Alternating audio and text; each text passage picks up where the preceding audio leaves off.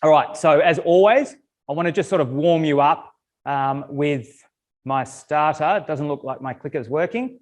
I might have to do it manually. So time and time again, it is the same problem, the same issues that I hear from everyone. So I'm sure if you're not suffering from all of this, you may be suffering from part of it, or you have suffered it from in the past. So what is it? Everyone wants to know, how do they buy a home that they can afford, that is right for them, that will add long-term value to their life without making a mistake? So it's a very, very simple proposition. And it's tough. I understand. You know, it's not just first home buyers that suffer and struggle from this. You know, typically you don't buy a home every day of the week. And it is traditionally, for 99.9% of all of you, the biggest single purchase that you'll ever make. So you really don't want to make a mistake. You want to know how you can afford it, and you want to make sure that you get the right home. So I'm not going to solve this for you today. However, there is a solution. All right. Now, over the last few decades, I've refined this and I've created a framework that I find has been highly successful and is something that you can all use. And it's proven time and time again that if you focus on this framework, you really will be able to solve that problem for yourself. So there's three key pillars. The first one is find. So what I mean by that is you've got to find the right property. So it's things like location, you know, the demand, supply, you know, is it the right type of property for that location and for your life? Pretty simple stuff. Most of us understand that, okay? That's the first pillar. The second pillar is finance, okay? So when we're talking about finance, you've got to make sure that you finance it correctly. One of the great things about owning a home is that you can use what we call other people's money. So whether that be the banks, whether that be the bank of mum and dad, friends, you buy it in a joint venture, a partnership with friends or family, it is great. And that is really, really key to having a successful investment. And it's something you need to look at time and time again. The third one is manage, okay?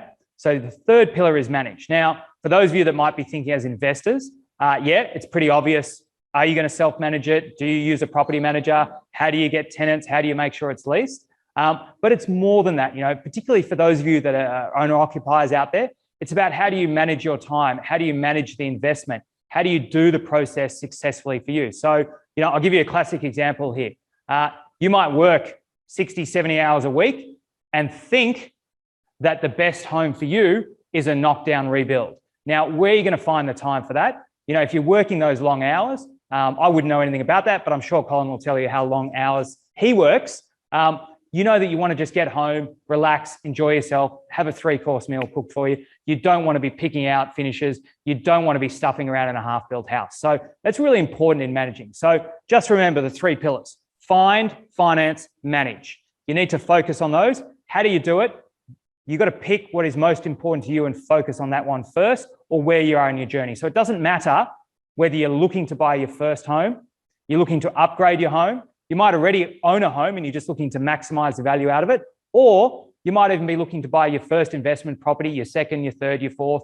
Wherever you are on that journey, this framework will work for you. And what you've got to do is you've got to do it over and over and over again. So continually refine, get better and better and better, and look at each one of those pillars and focus on it. And that is how you'll get the most value out of it.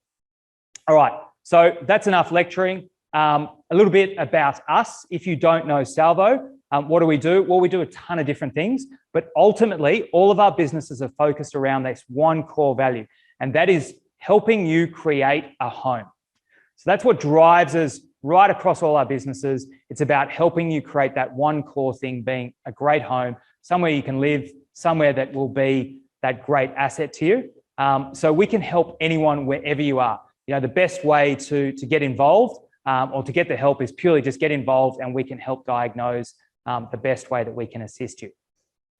All right, we've got a lot to go through today, and really this is all about helping you. So hopefully you've sat down at the lunch table, you've got your earphones in if you're in an office, wherever you are, sandwich, feet up on the desk if you're allowed. But what I really want you to do is focus in, put your phone on silent, give us your undivided attention for the next 30 minutes, and I guarantee that you'll get value out of today. We love seeing people be involved. It's the questions, it's your participation that will ensure you get the most out of it, and will also ensure that we deliver the most value to you. So I really, really encourage you to get involved, participate, get rid of all the other distractions. Now, as I said, we're going to go for about 30 minutes from here. The first section we're going to do is a weekly news roundup. Those of you that have been joining us this year will know it's a new format. I try and do it within 90 seconds. I've even got a timer. It is hard. It's tough. Last week, I failed miserably. The week before, I think I did okay. I feel it's an on week. I feel good. I'm in my black suit, so hopefully I'll deliver today. Then we're going to move on to section 2, which is the main focus of today. And that's all about helping you take back control. So, how do you actually enact and understand to maximize the value? Think about those 3 pillars that I talked about. What do you need to do? What sort of insights do you have? And today we're going to be talking, it is the start of the month, as I mentioned. So we'll be going through the latest monthly housing stats and what we see coming ahead over the next month and, of course, for the rest of the year.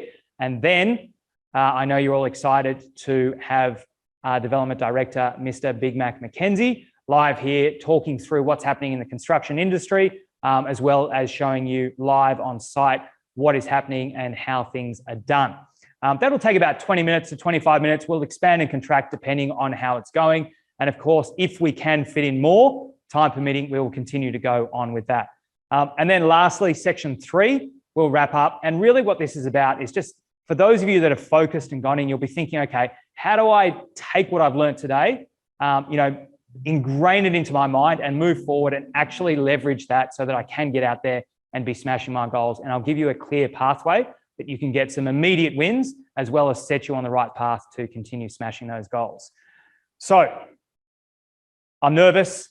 For those of you that can see, my clicker's not working. I feel that's going to slow me down even more, but it's okay. I'm going to do it. So as I said, 90 seconds, I'm going to tell you the top stories that I have seen happening around the countryside. So let's go. The time is in the bottom corner and fingers crossed I will be better this week. Okay, first one, autumn property market. What do we see coming ahead? Well, good news. Greg is going to come on shortly and tell us all about that. So I'm going to skip through to the second story.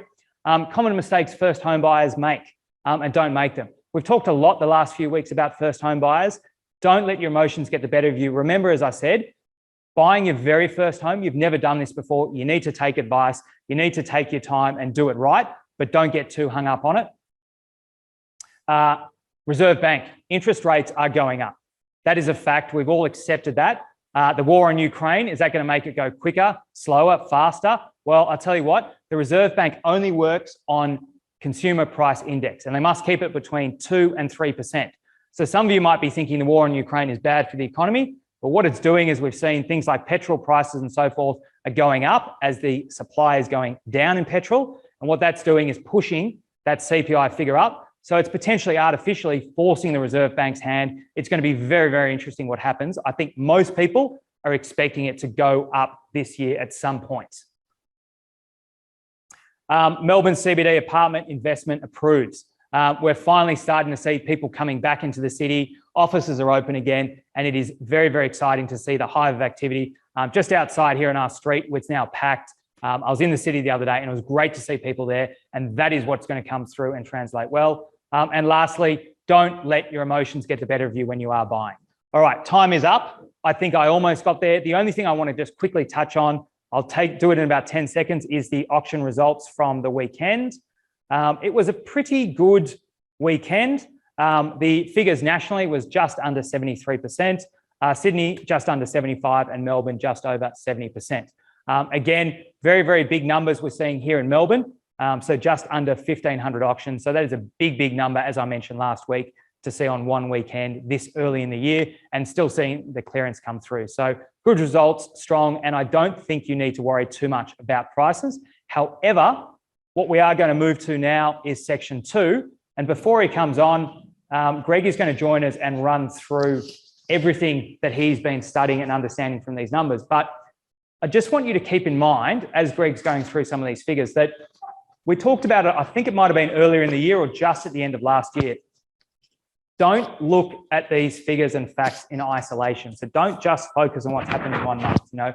We typically talk that you've got to look at least a 90-day trend, if not longer. And ideally, what you're looking for is to see what is the long-term trend Where are the opportunities you might be able to leverage? But don't forget, it's not all about getting the timing right. It's about making sure you have time in the market. So, Greg, do you want to come join us? I know you've been studying, you've been looking stressed, and I know you love numbers.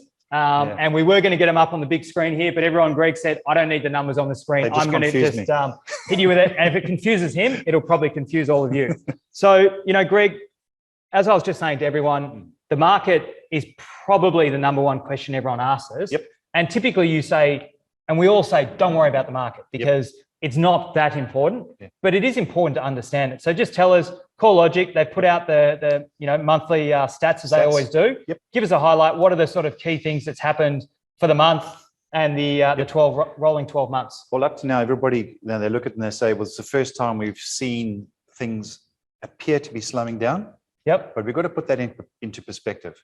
Since April last year, we've seen some crazy increases every month. Yep. So when we look at an overall percentage of 0.6%, which is what the national is. So that's the national just for the month of Feb? That's just for the month of Feb. And that's positive? That's actually positive. Okay. So we're not talking about housing value is going down.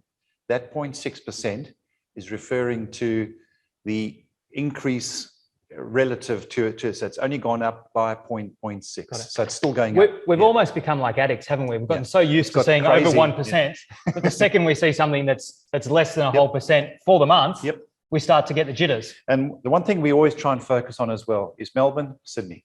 Those are the two biggest markets. So some of the other places are seeing some varied things, but overall, Melbourne has been fairly level.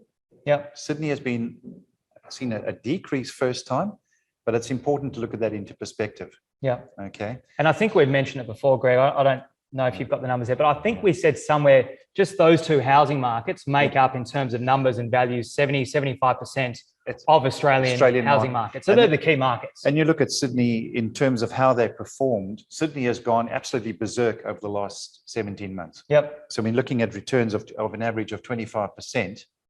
And now they've seen the first time this month it's retracting slightly. Considering how it's performed against other markets, it's not. And when you say retracting slightly, give us a number. 0.1%. Okay.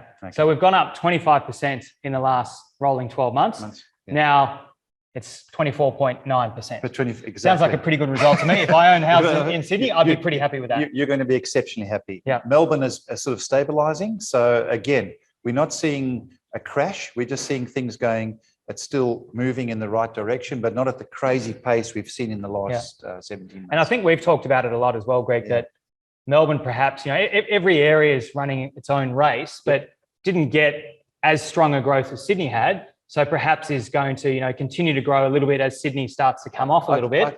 I think that'll be, as we've always said, Melbourne has, we had all the big lockdowns, all this. We're marathon runners here, aren't we? We got to do. We just do it long and hard and you keep going. You keep pushing, and we'll start catching up. Yeah. So Whereas I guess Sydney we see more is, the 100 meter, 200 meter sprinters. They're out there. They get a big result. And the flashy guys like yourself. Yes, well.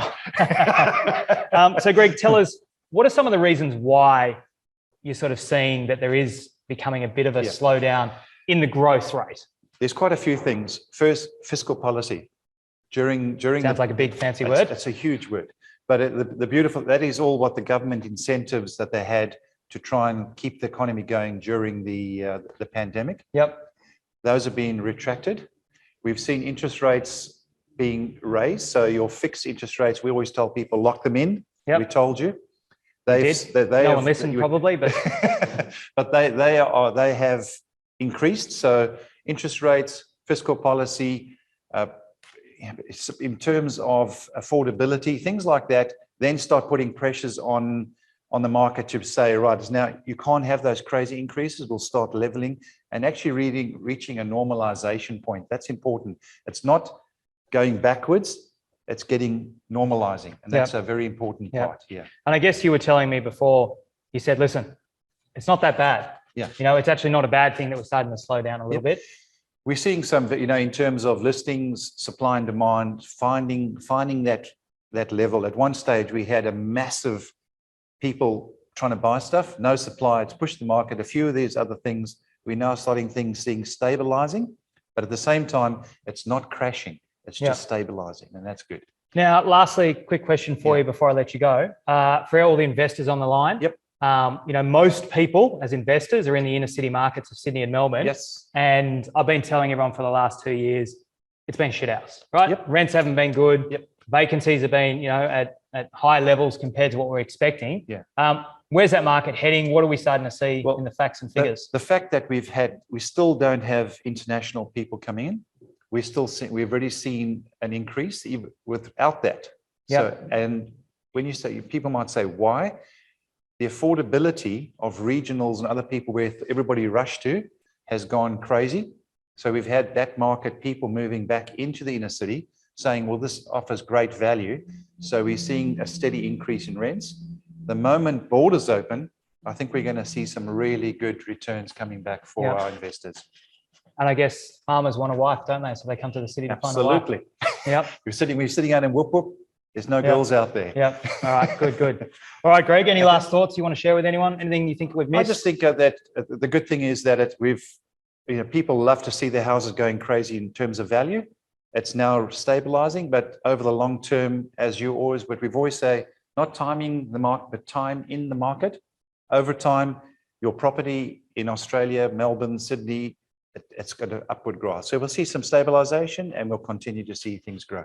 And any sort of insider tip for everyone out there, where do you see the value is in a particular area, particular type of property? It's apartments. Yep. Okay, we've stressed this before, that the differentiation between the value of apartments and housing is crazy and it's got to get to where it's normalization. So there's going to be some definite capital growth in apartments over time. All right, good. All right. All right, Greg, thank you very much. Appreciate all the numbers. It was good. Thank you. All right, everyone. Hopefully that gave you a good insight into where the market's going. And just for those of you that are worried about a little bit of negativity there, let me just remind you, Greg told you, Sydney, 25% up for the last 12 months. Now, the last dip was in 2019, and that was less than 10%. So, just on simple mathematics, which I don't think we're going to see that kind of dip, but just for those of you that are nervous and doomsdayers, you've gone up 25%. You might, if you follow as bad as it was in the last dip, 10% down, you're still net going to be up 15%. So that's why we always say to people, you've got to focus on the long-term trend rather than just looking at these discrete periods. All right. We're going to move on to the next topic, which of course is construction. We're going to go behind the scenes. Now, we were planning on going live onto the site.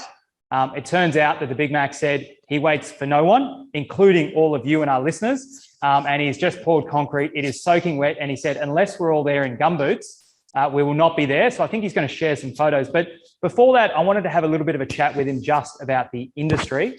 So Big Mac, come on in.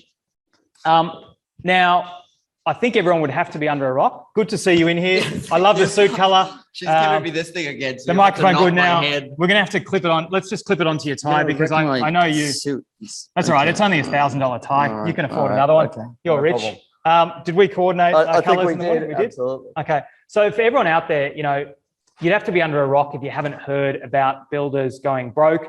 We just had 2 weeks ago, one of Australia's biggest national builders, ProBuild, in the high-rise space, go bust, which is very sad, thing, I think, for a lot of people out there that were subcontractors or that will be affected by this.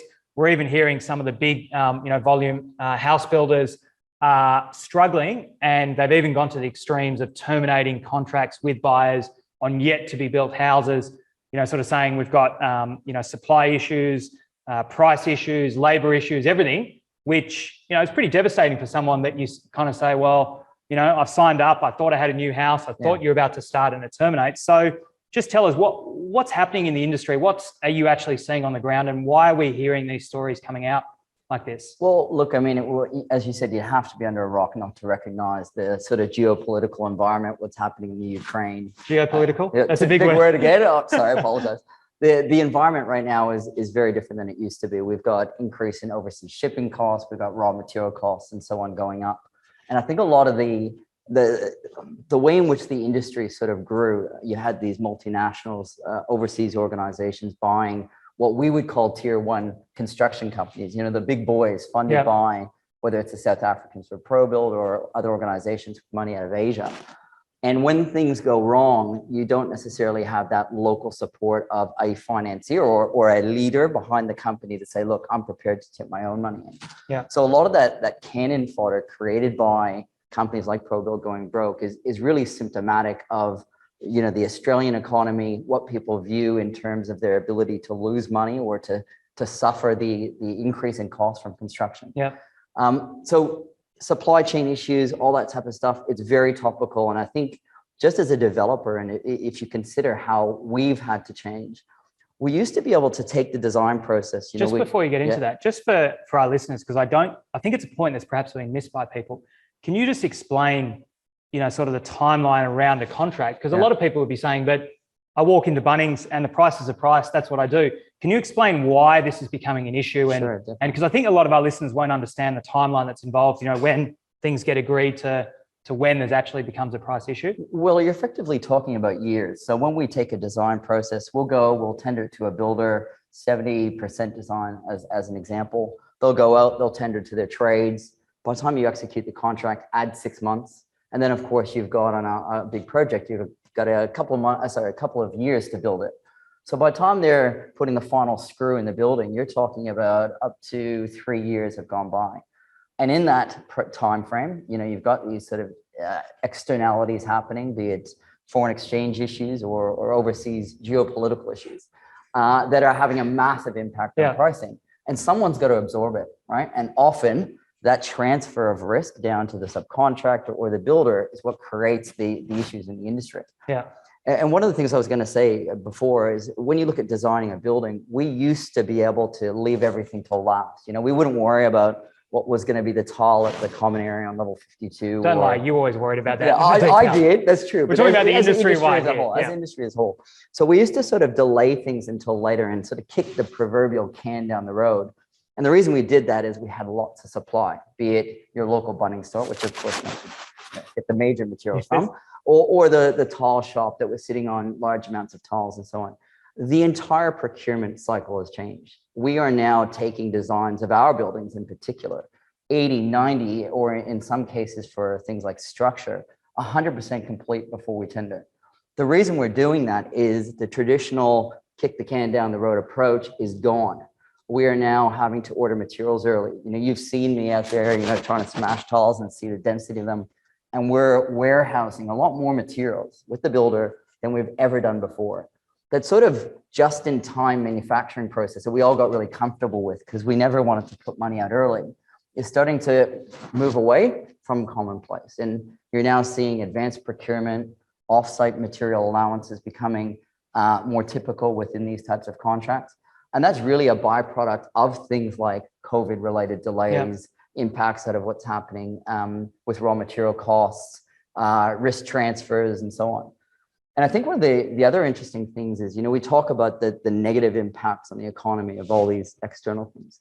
But what we're seeing is a return back to Australia. So we're now seeing the decision to go overseas. You know, we go overseas for windows or we go overseas for car stacking systems.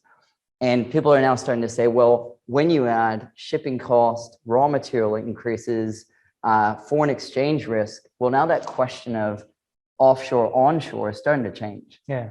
And I think I was going to bring that up before as well, that as you were talking about procurement and thinking about how you do it, that, you know, I know because we've argued many times, you know, we're best friends, but we fight like a married couple. Isn't that how it works? Of course, of course. And, you know, things where you've actually sort of said to me, listen, this is made overseas. We've got the slow boat from China bringing it because it weighs 25 million tons.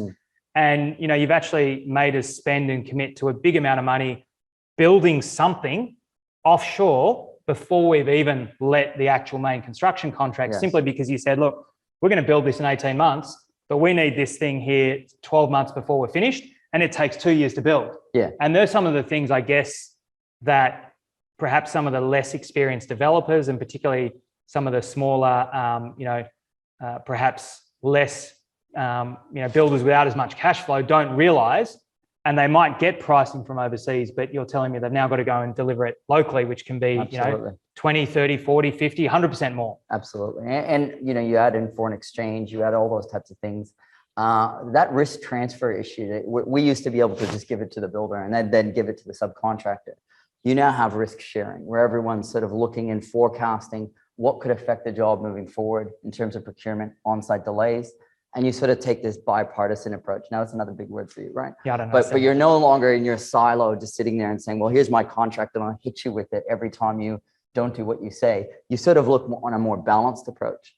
And if you look at us as a company, why do we start to look at these sort of smaller private organizations like MaxCon, and you were asking me about that before. MaxCon's a private company. The owner and the owner's father and the owner's family member involved, it's their money. They're not about to walk away and leave their subcontractors unpaid. And they're making sure that they don't do as many jobs. And hey, that's good because you can better control those. Sometimes jobs. less is more. Less is more. So, if you look at us as a business, we've said, well, multinational money coming offshore, risk associated with that. Let's go with the smaller guys. And these smaller guys are doing $200 million jobs. So, everyone's having to pivot and shift and recognize those risks and manage them and be proactive. And it was interesting, I never listened to you, so my apologies. Actually, it's better than it's actually bloody good. So, you talked about those. We've got that you got that, now. Cancel that part. But, those 3 pillars that you were talking about, that sort of proactiveness. And what reminded me was it was manage, finance, what was the other one? And find. And find. You did pretty well. It's more than I thought you would have listened to. So it's identical approach. We find the best way to deliver that project onshore, offshore, find the right product. We manage it closely, be proactive about it. And as you know, finance is key. How do we finance this thing? What's the financier's view going to be on risk? So interesting, those 3 pillars that you sort of put to everyone actually even sort of. There you go. That's what we call a compliment, ladies and gentlemen. And that is as close as you're getting. But now, so that was interesting. You've made everyone feel inferior, like you are the smartest man around here. Usually I try to take that title, but right. Okay. Tell us, you're building right now. Mm-hmm. Surely you've got to have some issues. What is keeping you up at night? Let everyone know that you are human, that you are struggling from a few things. Surely there's got to be something that's worrying you, or maybe you've already overcome it. But what are some of the things that you've seen personally? Well, although I look cool, calm, and collected, some would say like Jason Bourne. Yes. You didn't see that was a TikTok. I hate him for it. But everything keeps me up. We spend a lot of time, and as you know, I'm into virtually every detail, sitting with the boys, trying to look at everything from penetrations and slabs to where the windows are there going to be any issues. So look, I worry about everything, but I'm very fortunate. MaxCon's an extremely proactive contractor, great group of guys. And I think if you look at what we've done and some of the photos we might show here today, we've got windows up to level 18 and we're on level 10. And they're in the country, they're on site, they're sitting in a storage facility and they're labeled. And if you look around many jobs in Melbourne here, they're missing windows. Why? Procurement issues. And that's that shipping issue we talked about. Shipping issues and all sorts of other issues coming. I mean, it's funny, the irony as well, because we had a bit of a funny conversation last week that the bank, when it came to funding that claim, actually said, why have you got so many windows here? That's right. They haven't even got around the fact that, if you're not being proactive, you're not ahead of the curve, you're going to fall behind because something's going to happen. Yeah, and that's really that risk transfer thing. Everyone's concerned about risk. And I think, we need to open our books. We need to have conversations about how we collectively manage it and then make strategic decisions moving forward. And I think having the smaller organizations like MaxCon and working indeed with some of the non-banks like MaxCap, unrelated, of course, you get that ability to have those conversations and think in the macro sense, how do we best manage the job to deal with the risk? Now, before we transition and you show us some photos, can anyone else build without you? Are there other cranes out in the sky? I mean, well, if we're asking the way that we sound like it, surely if they don't have the great Big Mac, no one else could be building. Barrio, the owner, everyone can. But look, we just try to do our best, much like you. Yes. All right, good. Now, if you didn't catch it at the start, Colin was going to actually be taking us live onto site and showing you some concrete being poured, many things going, but you don't wait for us, do you? No, and if it's got to happen, it happens. Well, that's right. We went up there this morning just to see how they were progressing, and unfortunately, far too quick for this. They'd progressed. I actually tore my pants on site too. So, but nevertheless, we got some photos that we can share with everyone. And as you know, I like to go into too much detail, so I presume you'll cut me off in about 10 seconds of going through the photos. Well, if I can even get them rolling, I'll see. Let's just try. Maybe while I'm trying to do this, just let everyone know what So we'll have a look here. We're pouring level 10. Oh, that's a fantastic photo. I'm not sure whether got we it. can Yep. get that.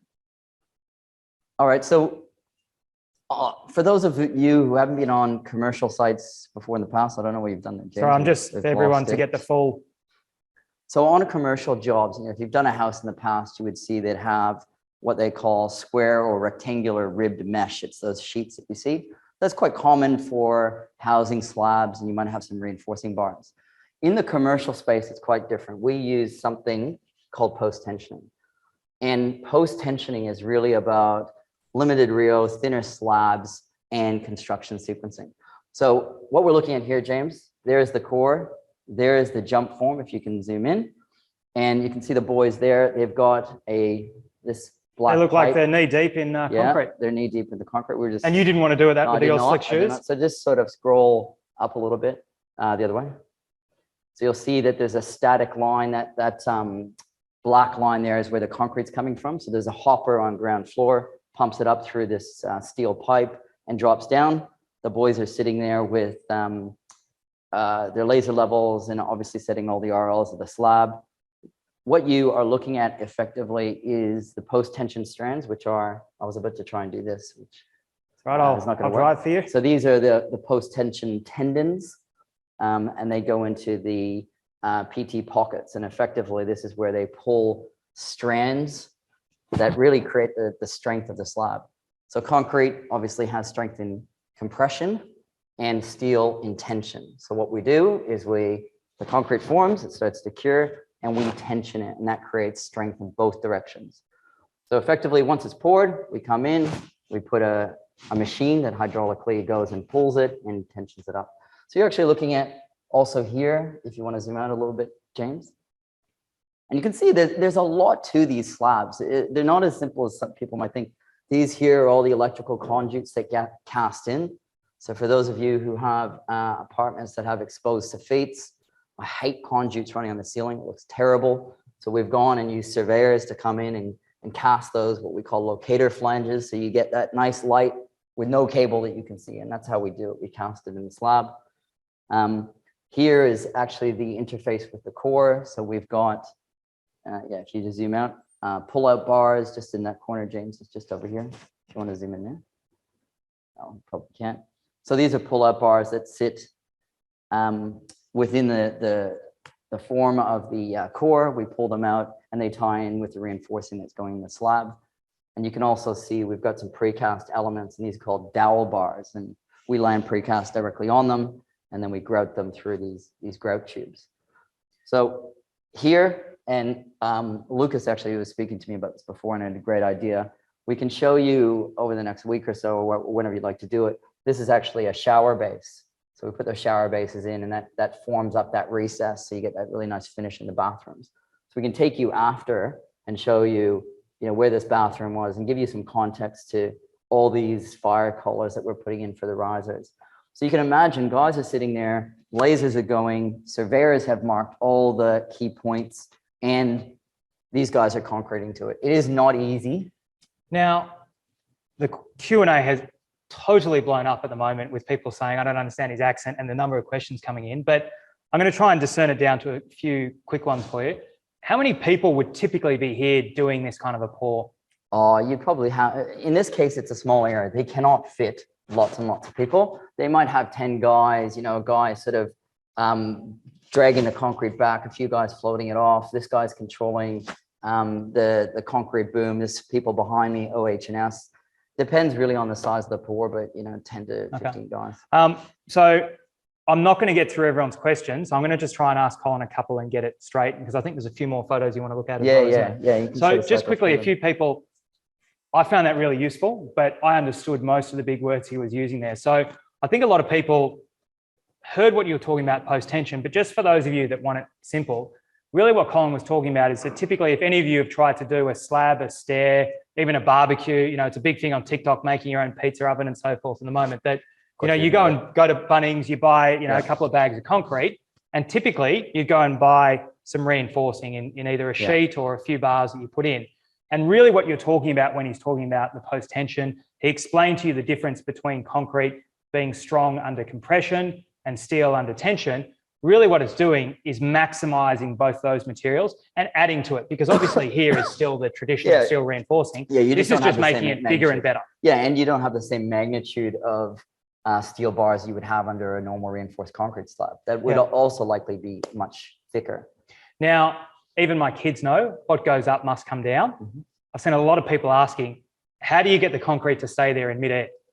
Well, that's a good question. And I actually have a photo. Another photo? And maybe we'll just go a couple of other ones and I'll show you. Let's try. Sharing screen is stopped. I mean, that's the best picture of all. It's back in my head.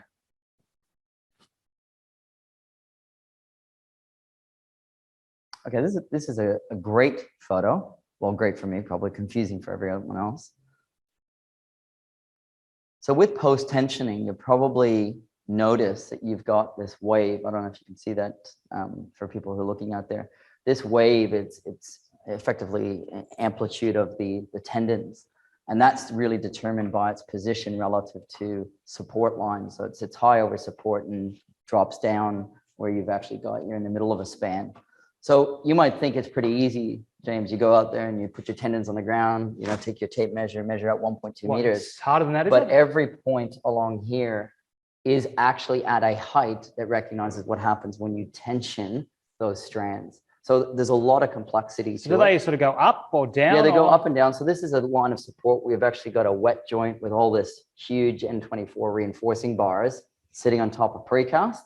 And that's why it's sitting high relative to the others that are further on in the span. And you're actually looking at bars that are dowels effectively for precast that'll be dropped on it later on.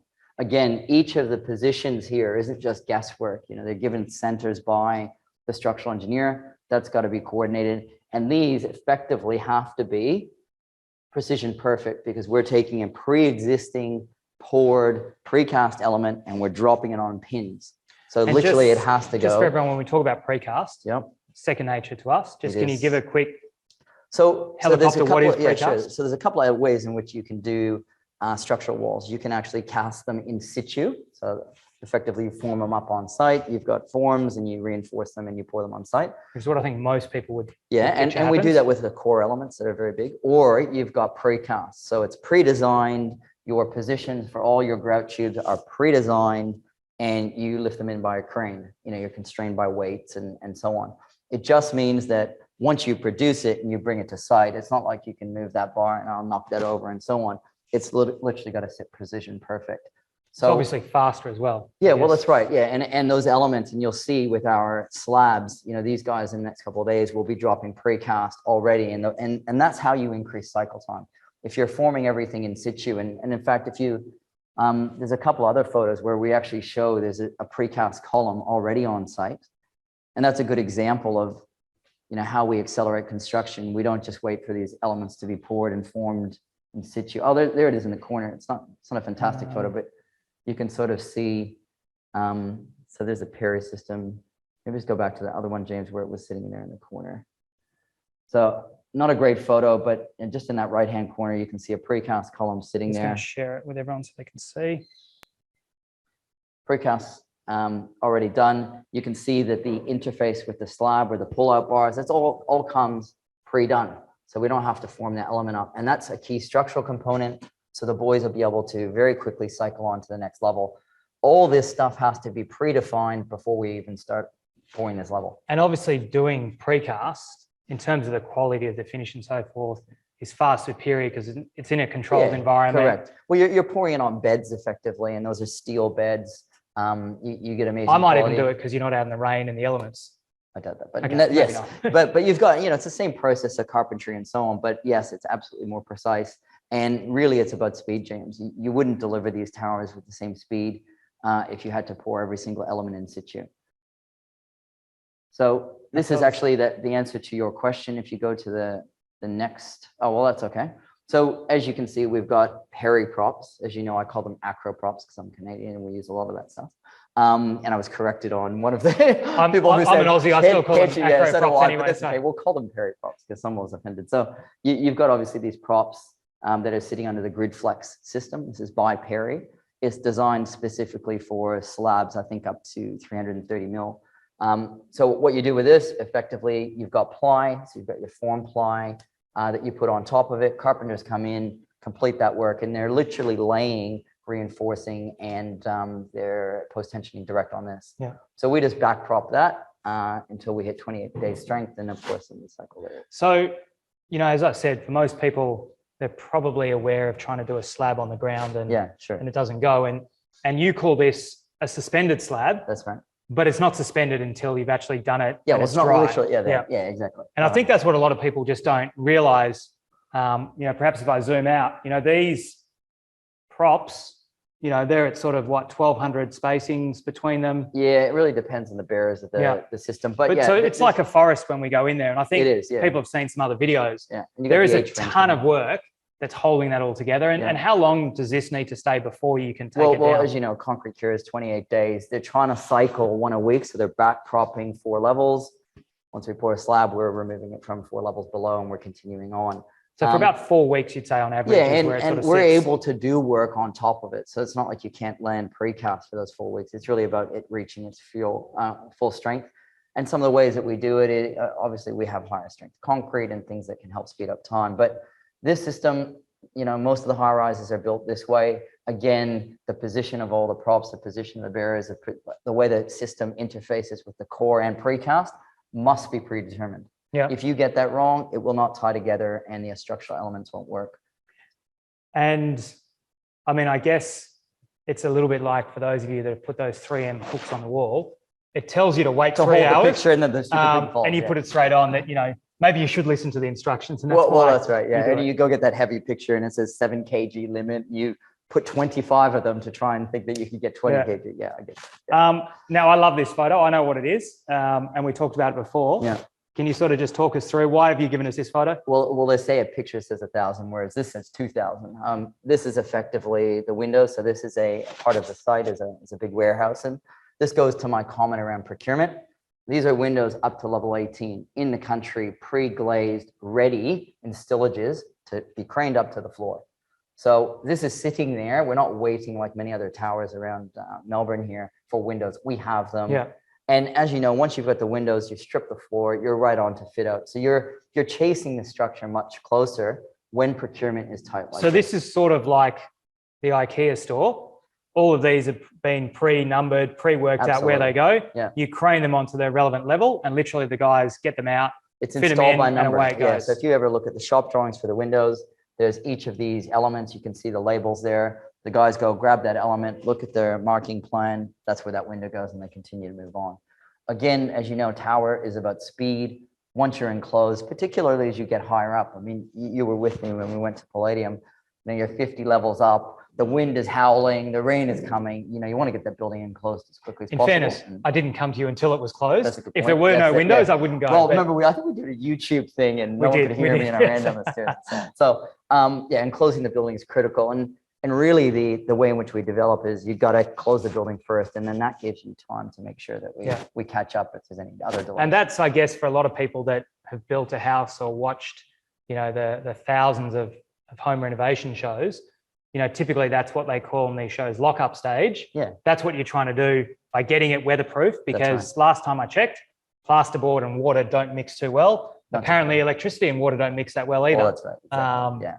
And going to that point, we've already got our substation is in place. We've got all that stuff happening now. Again, that helps us with commissioning, managing, even local authority long lead time items.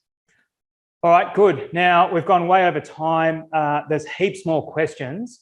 I think it's going to be too hard, as I said, to get through them. And I'm conscious that most of you probably have your lunch break ending in the next 13 or 14 minutes. And I want to talk again after my friend's stolen the limelight. So we'll cut it short there, but what we might do is just compile those questions and sort of try and come back to you guys individually or as a group. And definitely, if you haven't put any questions in there or there's other things that you want to see, as I said, it's all about helping you here. So, get involved, put your questions in, put your comments, feel free to mock him because I'll do it later if no one else does. Or mock you, even better. No, I don't want to encourage that. But obviously that's what will help us drive what we show you next. Hopefully you found this interesting and useful. And I've just realized no one can even see our wonderful faces because we still have right. the screen there. So look, put them in. We'll get back to you if we can, and or we'll add that to be a topic to do next. And hopefully when some of the windows are in and it's not as noisy and wet, you might actually take us onto one of those floors and show us some other of the finishing trades. All right, buddy. Thank you. I will roll out and finish out. So thank you very much. And hopefully we'll see you soon again. All right, everyone. As I said, I want to just close out with a few thoughts.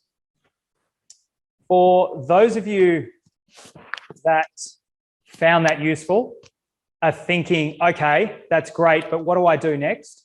Well, there's a lot of things that you can do. And for most of you, I'll tell you what you're going to do. You're going to do nothing, okay? And when I say you're going to do nothing, the reason why I say that is for most of you, you're busy. As I'd mentioned, you're about to finish lunch, you're going to go back to your life and you're going to continue doing what you've been doing. Now, if you're getting the results that you want, then that's fantastic. Continue doing what you're doing. If you're looking to up-level your game, you're looking to achieve what you didn't get done last year, then you need to make a change, because if you don't, you continue to get the same results. So at a bare minimum, what I really, really implore all of you do, go out there, take on board what we've discussed, think about the 3 pillars that I spoke about. It was even endorsed by my friend, and really put those into play and hit those goals yourself. However, what I really, really hope that a lot of you will do is you'll do it with us. Now, how's that going to look? Well, as I said before, we know very, very little about you at the moment. We've got some comments. Some of you mocked us. Some of you gave us constructive feedback. Some of you asked some great questions, but we don't know a lot about you other than you must be keen and you want to hit those goals. And if you're looking to do it faster and quicker, then we'd love to help you on that journey. So as I said, we've got a lot of different ways that we can do that. So ultimately, before I tell you how we can do it, I want to be clear, it's not going to be right for everyone, okay? As much as I'd love to say that we can help everyone, not everyone is going to be a good fit. And for some of you, that's okay. So really what we're looking for, and if you've got to be motivated, you've got to be prepared to take the action, understand this concept of what we call actionable knowledge. That is, we don't want to do it for you. We want to empower you to take back control so that you can do it yourself. We really want to just guide you, give you more in-depth understanding of the framework so that you can go out there and do it yourself. And obviously, you've got to be hungry and take those actions if you want to see the results. So how do we do that? Well, as I said, because we know very little about you, I've thought long and hard, and the best way that we can move forward is to catch up one-on-one and for you to meet with someone on my team. And we're talking about 15 to 20 minutes. We can do it over the phone. We can meet face-to-face in person. We can do it on Zoom. We can do it on WeChat. We can do it on WhatsApp. We can do it FaceTime. Whatever you want, you tell us, we will meet up with you that way. And really what we want to do is just get to know a little bit more about you so that we can better work out whether we can help you, and if we can, how to best help you achieve those goals that you want. So, it's very, very simple. And what I guarantee you is that you will leave that session with something that you can implement immediately. So all I'm asking you for is to give the smallest possible commitment you can, and that is 15 to 20 minutes of your time. And I guarantee that you will leave with something that you can implement then and there on the spot, as well as a more medium and long-term plan as to how we can really smash those goals and get the most value and hit all 3 of those pillars. And as I said, you've got to keep cycling through them, how we can help you do that, and how you can do it to empower yourself and take back control. So if that sounds exciting and you want to do that, you want to catch up with me and someone on my team, really simple how you do it. There's 3 ways. First one, if you're on Zoom, jump to the link in the chat. Your browser should have redirected you to the booking page. If you're on Facebook, I think the link is there on our homepage. It might even be in the comments from the video that you're doing. I haven't had a look for a little while. So if you're struggling to find it, let us know. Those of you that registered with your email address, I will send you a follow-up email after this. So if you don't have time to do it now, or you don't have your calendar with you, or you want to check with your partners, friends, family, whoever it is, and bring them along, then feel free to wait and we will follow you up with that link as well. Of course, you can just reach out to us if you can't find the link and we will help you book one of those sessions. Now, before I let you go, I want to just take you back to July last year. Now, this is a photo of me and my eldest daughter, Isabella, in Hamilton Island. We had a great trip there in July last year. It was fantastic to get away from the cold weather here in Melbourne. And it was obviously just before we had our second massive lockdown. So it was nice to get a bit of a break. Now, what I learned on that trip and what I really enjoyed was that Isabella said to me, I think it was on the second day, she said, "Dad, I'd love to go up to the top of that mountain and watch the sunrise." And I said, "That sounds like a great idea. Let's do that." I enjoy getting up in the morning and getting out and getting active, mainly because I like to mock everybody else that wakes up at about 10 and say, "Oh, I've been up since 6, just before I go down for my afternoon nap at about 2 or 3 in the afternoon.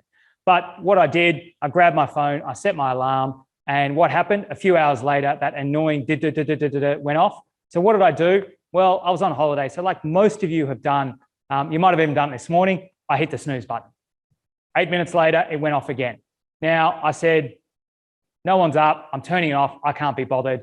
And I rolled over to go back to sleep. Just before I did, I thought, you know what? No, I want to get up, I want to do it. I know she'll be excited, I know she'll like it. So I woke her up, she was grumpy, but we quickly ran to the top of that mountain.